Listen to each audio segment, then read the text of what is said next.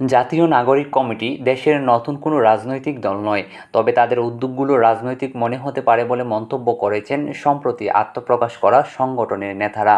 তারা দেশের আমূল সংস্কার করবেন, যাতে জাতীয় ঐক্যের তৈরি হয়। একই সঙ্গে শেখ হাসিনার মতো যেন কাউকে আর পালাতে না হয়, সেই বন্দোবস্ত নাগরিক কমিটি করার উদ্যোগ নেবে। তাদের ভাষ্য, আমরা রাজনৈতিক দল নই, তবে আমাদের উদ্যোগগুলো অনেক ক্ষেত্রে রাজনৈতিক। জুলাইয়ের যে গণ অভ্যুত্থান হয়েছে, সেখানে হাজারের কাছাকাছি ছাত্র জনতা শহীদ হয়েছেন, আহত হয়েছেন 30,000-এর বেশি মানুষ। তাদের আত্মত্যাগ যেন বৃথা না যায়, সেজন্য জাতীয় নাগরিক কমিটির আত্মপ্রকাশ। আজ বিকেলে ঢাকা রিপোর্টার্স ইউনিটির সাগররুনি মিলনায়তনে আয়োজিত সংবাদ সম্মেলনে সাংবাদিকদের বিভিন্ন প্রশ্নের জবাবে তারা এসব কথা বলেন।